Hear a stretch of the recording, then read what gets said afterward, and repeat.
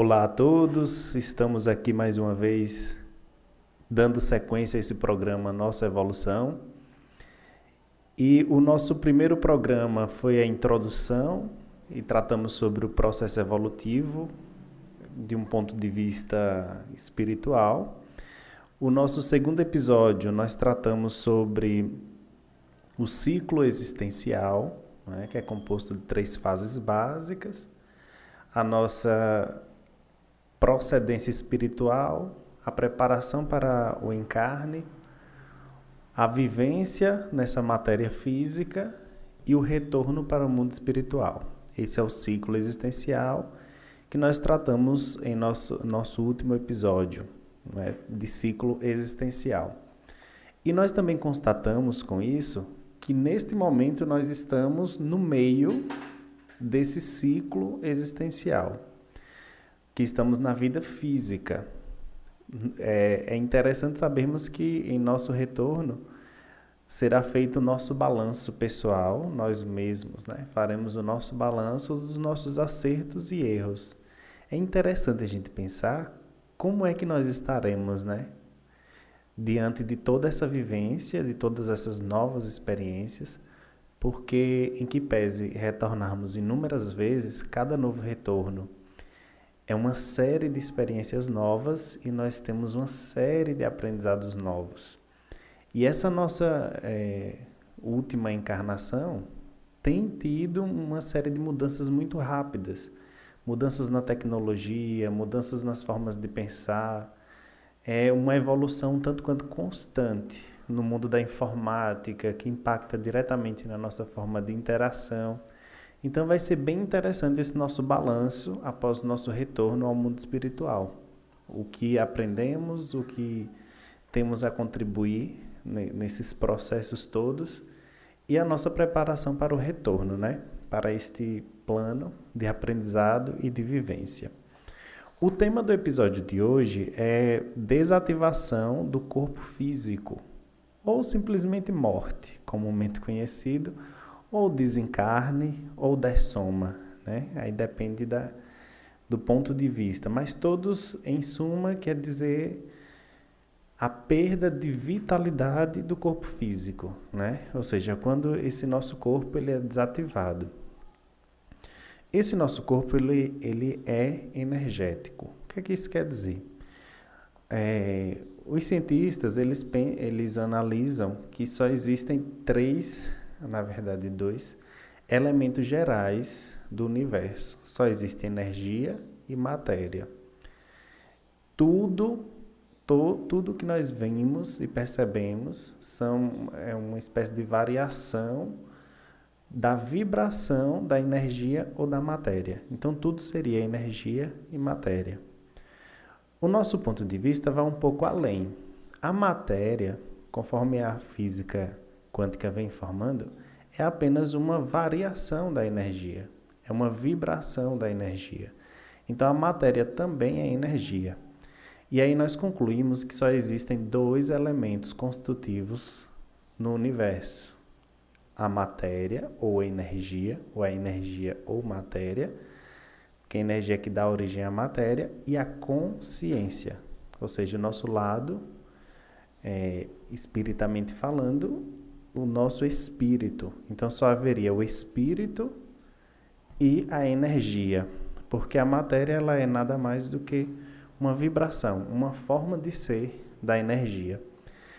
Então, o nosso corpo energético, a desativação do nosso corpo energético é a desativação do nosso corpo físico.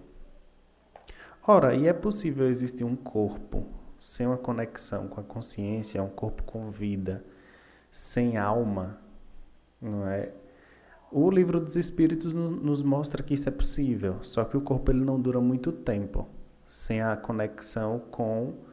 É como se o corpo humano ele precisa de uma bateria chamada consciência ou espírito para que ela se anime, né? Ela fique de forma animada e consiga aí desempenhar todas as suas funções. Então o corpo humano é possível sim existir sem uma alma, no entanto a durabilidade dele como vida é limitada e bem curta.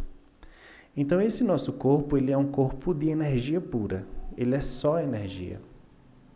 E nós nos conectamos a ele para desenvolver as nossas experiências nessa realidade. Então, o corpo energético, ele é o conjunto dessas energias que une o nosso corpo emocional. Conforme nós estamos tratando nesse nosso programa Nossa Evolução, a grande pergunta é quem nós somos? E aí nós constatamos que nós somos nossos pensamentos, nossas emoções, nosso corpo físico e também as energias que conectam esses três corpos. Então, ao nascermos, o nosso corpo emocional e nosso corpo mental, ou do raciocínio ou do pensamento, é conectado energeticamente no corpo físico. Então, essa conexão no corpo físico é que dá a animosidade, é que dá o sentimento, é que dá a capacidade racional ao corpo meramente material.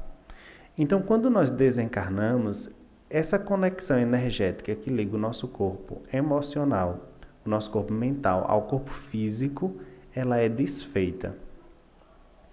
Quando essa conexão ela é desfeita, ocorre o que comumente nós chamamos de morte. Só que essa morte ela é a desconexão das energias densa, física ou biológica, que é a nossa desconexão com esse corpo especificamente. Agora, detalhe, essa nossa conexão com esse corpo, hoje tem durado décadas, né? E talvez chegaremos a ter vidas de centenas de anos, né? Podemos ter já temos aí inúmeras pessoas que vivem mais de 100 anos. Então, a nossa consciência ela acaba se acostumando, ou o nosso espírito acaba se acostumando com essas energias deste corpo, né? Com as energias desse corpo, porque é uma energia que movimenta, que nos dá satisfação e até vontade, né? A vontade também ela tem um papel muito importante nessa percepção dessa energia ou no domínio desse corpo energético. Então, assim, esse corpo é uma ferramenta que nós temos e nós nos acostumamos com ele. Quando ele é desativado, ou quando ele já não oferece mais condições de manter a vida com discernimento, com lucidez, nós partimos para o plano espiritual, mas ainda ficamos com os resíduos energéticos deste corpo. É como se mergulhássemos uma camisa branca dentro de uma tinta e depois tirássemos ela de lá. Ela saiu da tinta, mas a tinta fica impregnada nela. Então, a depender do seu grau de vinculação com a matéria e o seu grau de discernimento e de capacidade evolutiva, você se desprende mais rápido dessas energias. Quando não, você ainda fica um tanto quanto ainda apegado às questões humanas, às sensações humanas. E isso nos leva a uma segunda morte, que é exatamente esse soltar dos resquícios das energias que o corpo físico deixa no nosso corpo emocional e mental. Porque quando nós desativamos o corpo físico, nós deixamos para trás as energias e todas as sensações do corpo físico. E aí a nossa consciência ela fica com o corpo espiritual, que é constituído pelas nossas emoções e os nossos pensamentos. Então, as nossas emoções e os nossos pensamentos ainda ficam meio que condicionados às necessidades humanas. Então, isso dificulta a nossa visibilidade do mundo espiritual. Isso dificulta também a nossa partida menos traumática, que a gente fica um pouco apegado aqui. E que é natural, faz parte de todo o processo. Quando nós já temos um certo desprendimento da matéria, esse processo ele se torna mais fácil, mas não menos dramático. Também a gente acaba sofrendo, de certa forma. E é o seguinte, para nascermos, um corpo gera outro corpo, mas uma consciência não gera outra consciência, um espírito não gera outro espírito. Nós viemos em um processo de depuração e de evolução constante, passando aí pelo reino mineral, vegetal, animal e agora hominal, aperfeiçoando nossas capacidades de perceber o mundo.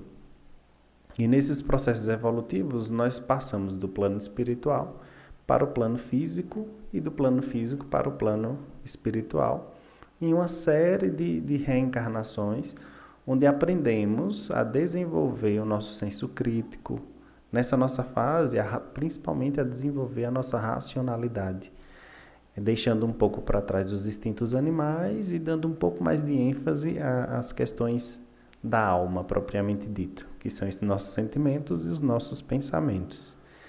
E quando nós desativamos esse nosso corpo, ele acaba, fica para trás essas energias físicas e nós chegamos ao plano espiritual um pouco mais leves e passamos por essa segunda morte. E assim como para nascermos a gente precisa às vezes de assistência, né? Um parto é doloroso, principalmente para a mãe, mas também para a consciência, porque o nosso cérebro tem mecanismos que nos faz não lembrar dessa experiência traumática. Mas é uma dor tanto para a mãe quanto para o filho. E também no processo energético para a consciência é um choque muito grande, principalmente quando nós respiramos o oxigênio, que é uma das fontes de energia dessa dimensão energética. Quando nós respiramos, que ativamos as nossas células, nós entramos em definitivo nesse mergulho físico, na vida física. Isso também gera lá suas dores para a alma. Não é um processo fácil.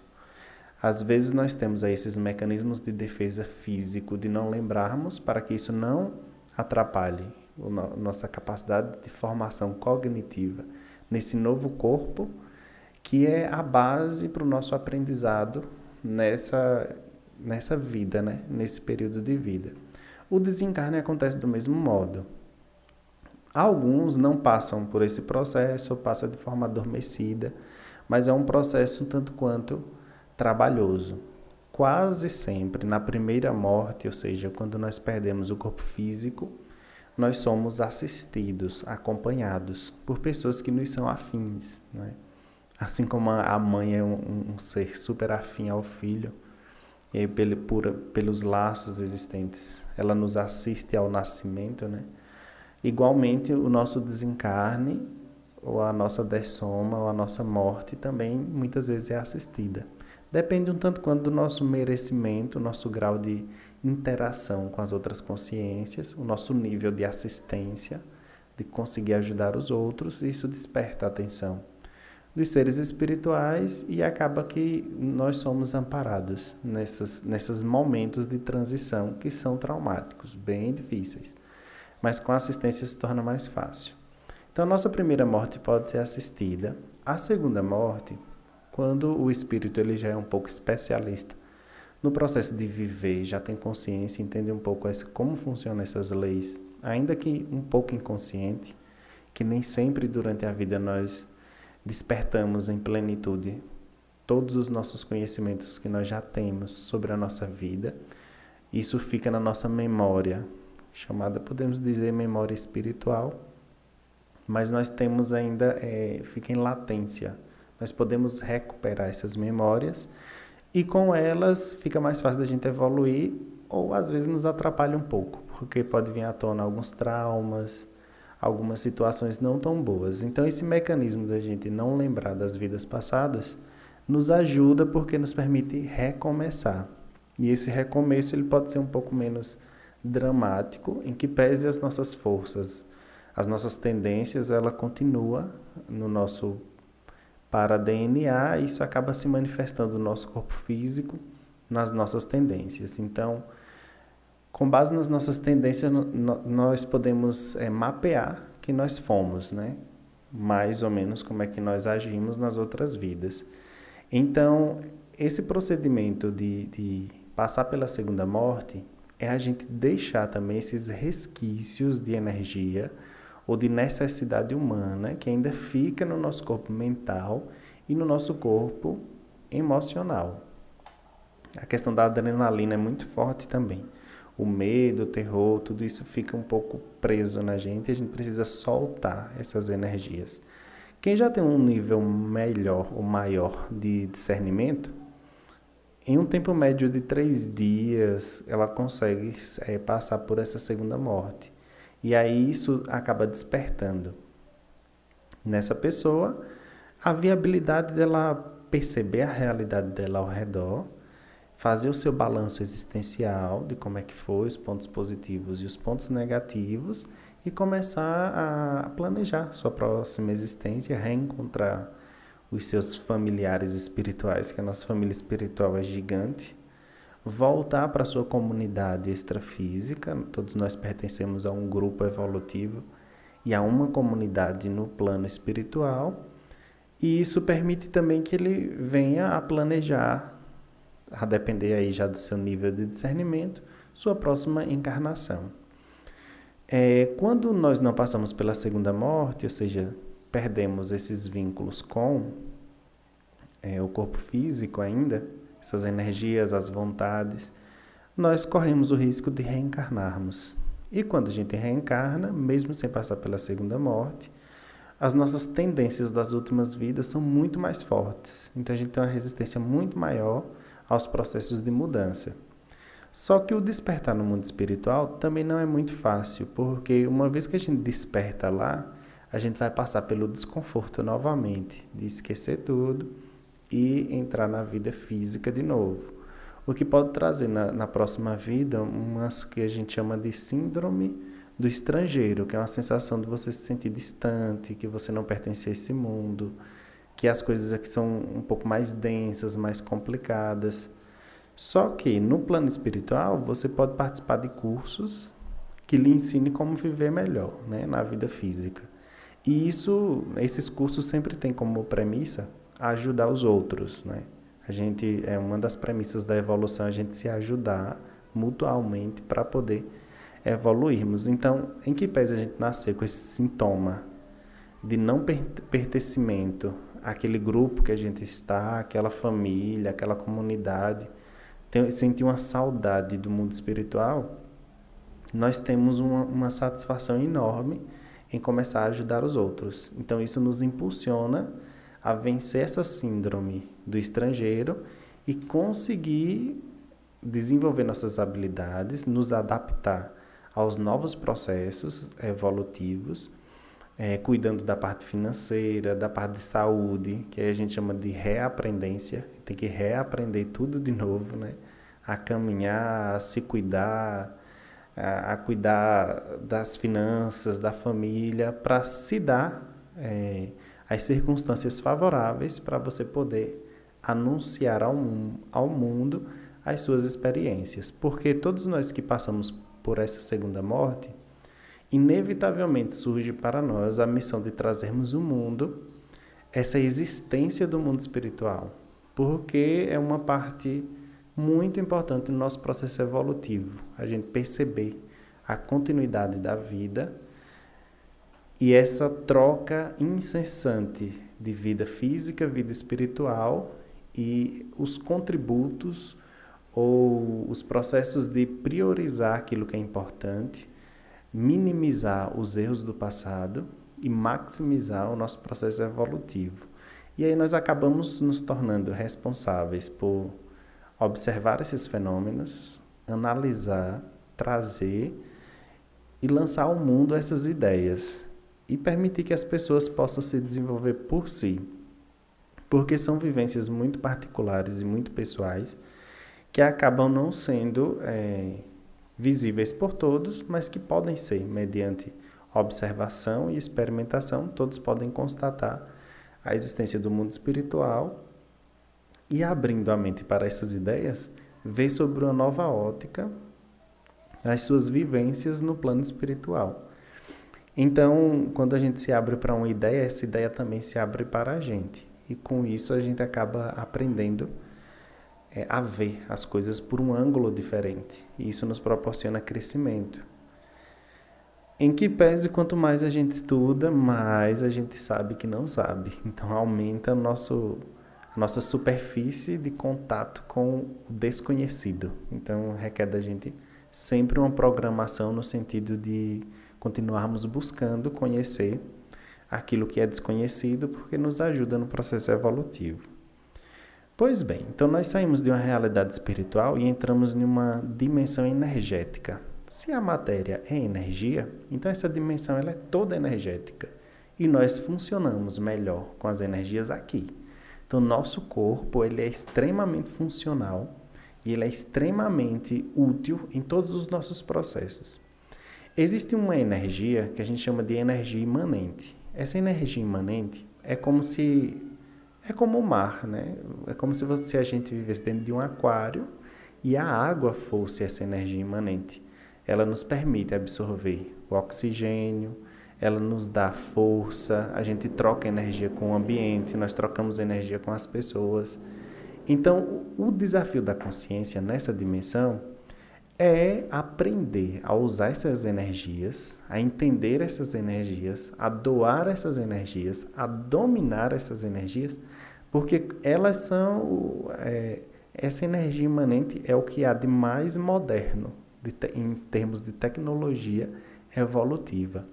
Só que ela ainda é uma energia tão sutil que nossos corpos percebem, mas a tecnologia que a gente tem ainda não percebe esse tipo de energia. E aí nós vamos vivendo apenas com base na experiência pessoal, né? No que a gente chama de empirismo, na observação pessoal dessas leis, né? Ou desses fenômenos que nós já usamos, participamos, às vezes somos até especialistas sem termos consciência. Então existe essa energia imanente, e que algumas religiões chamam de prana, pranayama, né? Que permeia tudo, tanto a dimensão espiritual como a dimensão física, e é dela que nós extraímos energia para a nossa manifestação.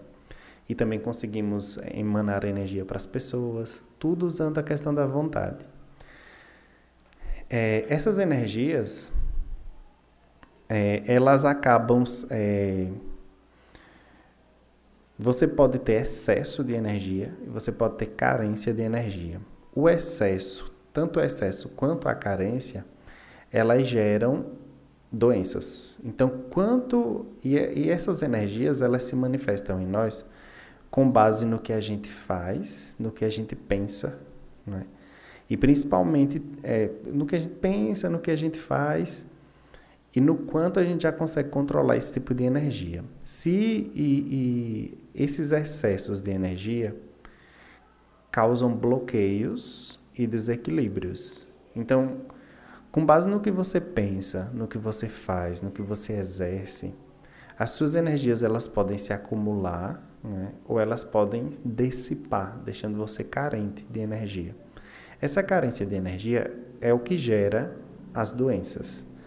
Então, assim, quanto mais você pensa mal sobre os outros, pensa mal de si mesmo, quanto menos você age no sentido de progredir, ou você atrapalha os outros nesse tipo de ação, mais você tem uma tendência a adoecer, porque gera um desequilíbrio energético, e esse desequilíbrio energético ele reverbera em seu corpo físico. Então, isso gera doenças. Então, é interessante sempre tentar manter o equilíbrio da saúde das energias. O corpo energético é um corpo. Então, como tal, ele precisa também de cuidado. E aí você precisa monitorar, de certa forma, os seus pensamentos. Ver a sua tendência é pensar bem sobre os outros, é pensar mal. O quanto que isso influi ou não na sua saúde, né? Infelizmente, quando a gente faz alguns levantamentos, as pessoas que têm mais problemas de saúde são pessoas um pouco negativas, um pouco pessimistas, que ao seu redor só tem palavras de cunho para diminuir os outros. Então, assim, um baixo astral gigante. Então, é inevitável a pessoa não ter uma baixa na sua queda energética e também doenças. E também vem a questão da desinformação, né? Sabendo que existe esse corpo energético, talvez nós podemos melhor administrar os nossos pensamentos e as nossas emoções, a fim de otimizar, nos darmos mais saúde e lucidez, porque com saúde a gente tem lucidez e discernimento para pensar. No nosso primeiro encontro, não nesse programa, mas em uma participação que fiz, nós tratamos sobre os poderes da alma. E um dos poderes da alma é a TENEPS, que é a terapia energética pessoal. E eu reencontrei uma cliente também do escritório, mas que se tornou amiga, e ela é católica. E ela também tem uma prática que uma outra amiga católica também tem, que é ela acorda todos os dias, essa senhora, ela tem 85 anos, não tem cabelos brancos, é uma coisa admirável, e ela diz que não usa nenhum tipo de produto. Muito disposta, uma lucidez incrível. E ela diz que acorda todos os dias, vai dormir por volta das 8, acorda às 3 da manhã, e ela passa uma hora rezando. Pelas almas do que foram, pelos vivos, por quem ela sentir na hora, ela passa rezando. E eu achando que essa terapia energética pessoal, que é uma técnica de você tirar uma hora para emitir energia para as pessoas, era nova, moderna e dessa ciência que a gente estuda. Mas não, é uma prática antiguíssima e muito eficiente, porque como ela pensa sempre bem das pessoas, mesmo que ela veja a maldade das pessoas, mas ela sabe que faz parte do processo, ela sempre emana energias boas. E só de estar perto dela, você sente uma firmeza, uma energia, uma estrutura. E isso equilibra tanto a ela quanto as pessoas que chegam perto. Então, você conhecer esse processo energético pode ser fundamental para você se prevenir, né, de problemas, inclusive físico, mas também espiritual. E qual é o recurso que a gente tem para equilibrar essas nossas energias? A gente chama de estado vibracional. O estado vibracional é uma técnica muito simples, só que nem todo mundo consegue sentir as energias, porque é algo que a gente fala, todo mundo usa, mas poucos param para prestar atenção, que é simplesmente a vontade. Você pensa que a energia ela está sob sua cabeça e que ela vai descer até a ponta dos pés. E você tenta sentir. Você pensa e tenta sentir. Pensa e tenta sentir. E você vai acelerando essa subida e descida dessa energia. Acelerando mentalmente até o ponto que você sente todo o seu corpo vibrar. Quando você sente seu corpo vibrando em energia, você instalou o estado vibracional. Esse estado vibracional ele tem inúmeros benefícios.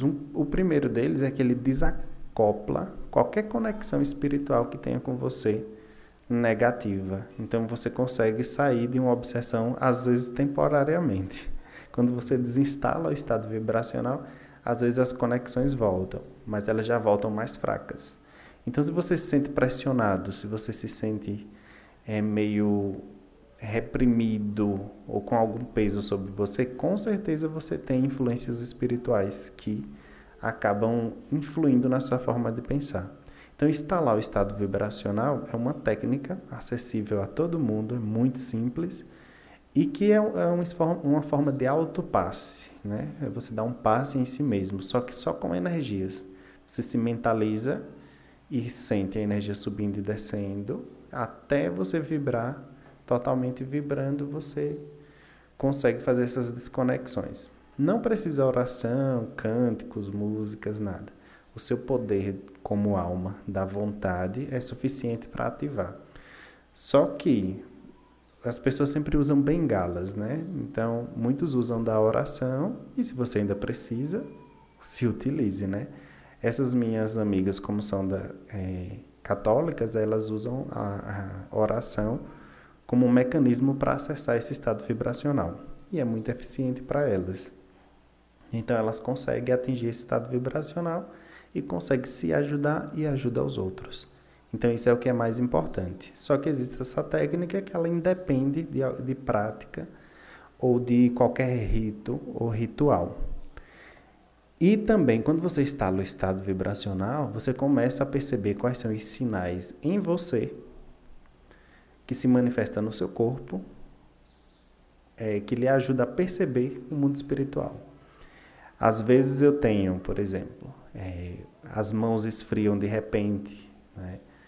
Ou quando eu estou em determinado ambiente, seja uma casa espírita ou não, e as pessoas estão acompanhadas ou sendo influenciadas por algum tipo de espírito específico, eu tenho um pequeno taquicardia, um acelerar dos batimentos cardíacos e um esquentar rápido das mãos e às vezes até das orelhas, Quem toma vinho, eu acho que sente a mesma sensação. É bem parecido. Só que isso é uma sinalética minha pessoal, que eu consigo observar porque no exercício do estado vibracional fica bem mais sutil as variações. E você se conhecendo, quando a coisa muda, você percebe. Ora, você está às vezes no sol quente, a mão esfria de repente. Oxe, aí passa uma pessoa por perto, aí você já fica, já dá para perceber que houve uma variação, isso é um sinal seu, pessoal. E aí você vai estudando, mapeando e percebendo o que cada sinal seu quer dizer no sentido de perceber o mundo espiritual. Então é um bom caminho para você desenvolver a sua sensibilidade. E o estado vibracional amplia, ele amplia essa sua forma de perceber essa realidade.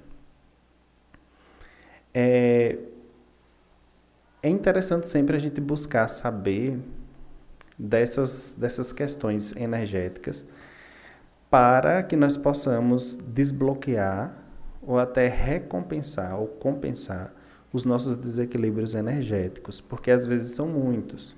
Às vezes você tem uma discussão em casa, às vezes você pensou mal sobre alguém, às vezes viu um programa de TV muito denso, né? E as suas energias se desequilibram. Quando ela se desequilibra, e se você ficar triste e deprimido, às vezes isso você lança energia para o mundo espiritual, que é um sinal que você envia, e você acaba atraindo espíritos com aquele mesmo padrão. E isso intensifica o seu sofrimento, diminui o seu discernimento, e às vezes você não consegue ajudar. Se você instalar o estado vibracional, você vai conseguir perceber essas consciências. Se você ainda não consegue ajudar esse pessoal, você entra em contato com quem pode ajudar, não é? Diga, estou sentindo a presença de pessoas necessitadas por aqui. Podem me ajudar? Sempre tem pessoas aí disponíveis para estar ajudando esse pessoal que se aproxima da gente por afinidade, né? Pois bem, aqui vimos hoje a desativação do corpo energético ou a morte, né? Temos a primeira morte, que é o desligamento das nossas emoções e do nosso pensamento desde o corpo físico.